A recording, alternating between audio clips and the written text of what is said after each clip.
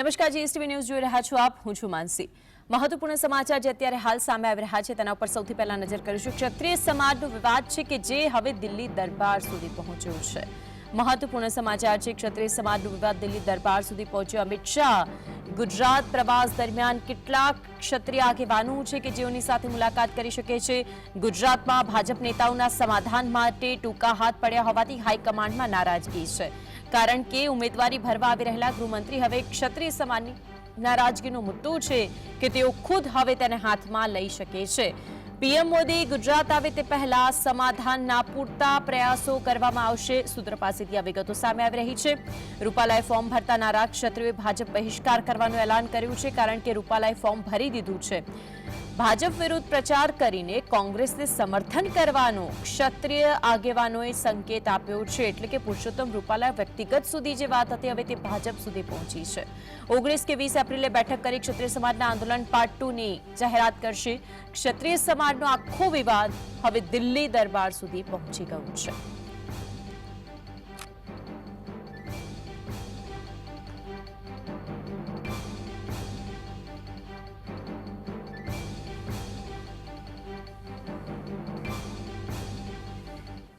તો આજ અંગે વધુ માહિતી સાથે સ્ટુડિયોથી સહયોગી અનિલ આપણી સાથે જોડાયા છે. અનિલ, હવે આજે ક્ષત્રિય સમાજનો વિરોધનો વંટોળ દિલ્હી દરબાર સુધી પહોંચી ગયો. ગૃહમંત્રી અમિત શાહ આવે ઉમેદવારી ફોર્મ ભરવા માટે તે પહેલા જ હવે જે વિગતો આવી રહી છે કે તેઓ ખુદ આજે અત્યારની પરિસ્થિતિ છે તેને ખાળવાનો પ્રયત્ન કરશે.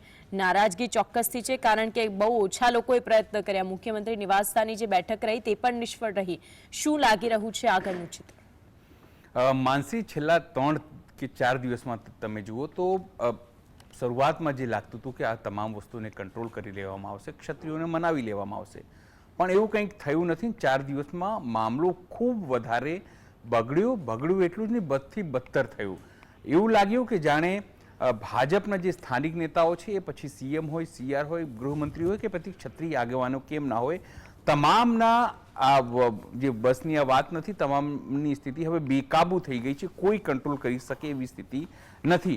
અને એટલા માટે જ્યારે પરમ દિવસે બેઠક થઈ અને તમામને સૂચના આપવામાં આવી કે જે રૂપાલાનું નામાંકન છે એમાં કોઈ ચંચુપાત ન થાય એ વાતનું ધ્યાન રાખવામાં આવે, નહીં તો પછી સરકાર પોતાની રીતે તો ભાજપ પોતાની રીતે કોઈ પણ નિર્ણય લઈ શકે છે. અને એટલા માટે તમે જુઓ કાલના દિવસ દરમિયાન જે સંકેતો આખી રેલી નીકળી ગઈ, કોઈ જગ્યાએ વિરોધ ન થયું. વિરોધ ક્યાં થયું? તો વિરોધ થયું અમરેલીમાં, વિરોધ થયું ભાવનગરમાં.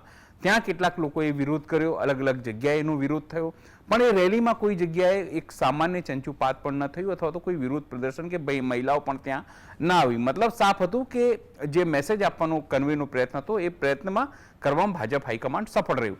એના પછી જે ડેવલપમેન્ટ થયું એ ભાજપ માટે એટલા માટે ચિંતાજનક છે કે કાલે ખોડલધામ એટલે કે કાગવડમાં લલિત વસોયા જાય છે, જેની ઠુમર જાય છે અને પરેશ ધાનાણી જાય છે. એ સમય દરમિયાન નરેશ પટેલ પણ ત્યાં સામેલ હોય છે. એ જ સ્થિતિ જ્યારે રૂપાલા ગયા હતા 28 માર્ચે, ત્યારે ત્યાંથી નરેશ પટેલ ગાયબ હતા. નરેશ પટેલ નહોતા, એમની સાથે ત્યાં સ્થાનિક નેતાઓ હતા અને જયેશ રાદડિયા હતા. એક મેસેજ આપવાનો પ્રયત્ન થયો હતો કે કડવા પાટીદાર તો છે રૂપાલા, પણ લલિત વસોયાની વાત કરીએ, જેની ઠુમરની વાત કરીએ કે પછી પરેશ ધાનાણીની વાત કરીએ, તમામ લેઉવા પાટીદારો છે અને નરેશ પટેલ પણ લેઉવા પાટીદારો છે. એક તરફ ક્ષત્રિયોની નારાજગી છે જે રાજકોટમાં, અમરેલીમાં, ભાવનગરમાં, જુનાગઢમાં અને જે પોરબંદર છે ત્યાં એની અસર કરશે. તો જો લેઉવા પાટીદારો એક સાથે થઈ શકે તો નિશ્ચિત છે કોંગ્રેસની સાથે એસટી એસસી ઓબીસી તો એવું માનવામાં આવે છે એમની સાથે હોય છે, પણ જો લેઉવા પાટીદાર અને ક્ષત્રિયોનું જનમત મળે તો નિશ્ચિત છે આ તમામ સીટો ઉપર જે ટક્કર છે એ કોંગ્રેસના જે પણ ઉમેદવારો છે તે આપી શકે છે. અને આ જ વાતના કારણે ઊંઘ જે છે, કારણ કે એ લેઉવા પાટીદારો સુરતમાં પણ ખાસ સંખ્યામાં છે, તો નારાજગી છે, ઊંઘ ઉડી ગઈ છે ભાજપ નેતાગીરીની. એને લાગે છે કે જો હવે આ તમામનું કોમ્બિનેશન થશે તો ભાજપને કેટલીક સીટો કદાચ ગુમાવવાનો વારો આવે. આમ તો ગુજરાતને લઈને નિશ્ચિંત છે હાઈકમાન્ડ કે જીતશે, 5 લાખની લીડ ન હોય તો પણ જીતશે. પણ ચિંતા એ વાતની છે જો આ કોમ્બિનેશન કે કોકટેલ થઈ ગયું જેની અંદર માઇનોરિટી એસસી અને ખાસ કરીને ક્ષત્રિયો અને લેઉવા પાટીદારો એક થયા તો ત્યાં ભાજપને માત પડી શકે છે. અને એટલા માટે જ જ્યારે હવે પોતે ગૃહમંત્રી એટલે કે અમિત શાહ પોતે આવી રહ્યા છે, અમદાવાદમાં એમનો લાંબો રોડ શો છે 18મી તારીખે એટલે કે આવતીકાલે, એના પછી 19મી તારીખે તેઓ ફોર્મ ભરવાના છે. તો એ રેલીમાં પણ, કારણ કે અમદાવાદમાં પણ તમે જુઓ ઠેર ઠેર જગ્યાએ વિરોધ થયો, તમે કૃષ્ણાનગર જતા રહો, તમે નરોડા જતા રહો, જે ત્યાંના પાયલબેન કુકરાણી છે એમની સભામાં પણ ક્ષત્રિયોએ વિરોધ કર્યો હતો, હાટકેશ્વરની અંદર વિરોધ થયો, ખોખરાની અંદર વિરોધ થયો, અને મણિનગરમાં જ્યાં ક્ષત્રિય બહુલ લોકો રહે છે ત્યાં પણ બેનરો લાગ્યા કે તમામ લોકોને ન આવું, જે ભાજપનું પ્રચાર કરે એવા તમામ લોકોને. એટલે ભાજપની ચિંતા એ વાતને છે કે હવે શહેરોમાં પણ આ વસ્તુ થઈ છે, અને જો આ રેલીની અંદર તમામ વસ્તુઓ નીકળે અને ક્યાંક ચંચુપાત થાય, કારણ કે ભાવનગરમાં કાલે એ જ થયું કે એક ભાજપનો કોઈ મોરચાનો આગેવાન હતો, ક્ષત્રિયો તેણે સ્ટેજ ઉપર જઈને ચાલુ કાર્યક્રમમાં પોતાનો ખેસ ઉતારીને આપી દીધું અને ત્યાં હોબાળો થયો. એટલે કે લોકલ આઈબી પણ એક ઘટનાથી અજાણ હતી, નિશ્ચય એટલે ઊંઘતી ઝડપાઈ હતી. એટલે ચિંતા ભાજપની એ વાતને પણ છે કે જો અમિત શાહના કાર્યક્રમમાં આવું કંઈક થયું તો નિશ્ચિત છે એક બદનામી, અને નેશનલ લેવલે સોશિયલ મીડિયામાં એ બદનામી થાય કે ભાજપનું કંટ્રોલ હવે ગુજરાતમાં પણ નથી રહ્યું. અને એટલા માટે અમિત શાહ તરફથી તમામ સૂચનાઓ આપવામાં આવી છે કે જે પણ થાય, જે વસ્તુ રાજકોટમાં થઈ છે અથવા તો થવાની છે, તો અલગ જગ્યા થઈ રહી છે, દ્વારકામાં થઈ ગઈ છે, હોબાળો થઈ રહ્યો છે, એ વસ્તુ કમસે કમ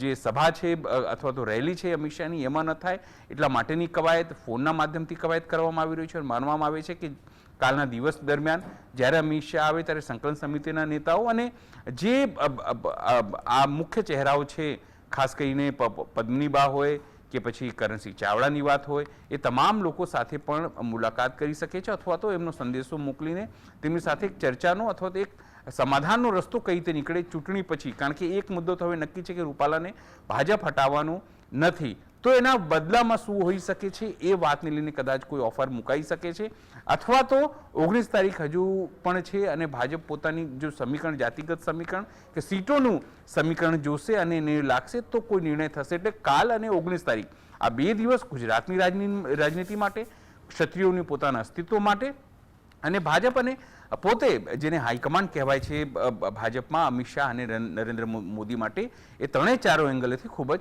મહત્વપૂર્ણ છે. બિલકુલ. અનિલ, આપ જોડાયા અને વિગતો જણાવી તે બદલ આપનો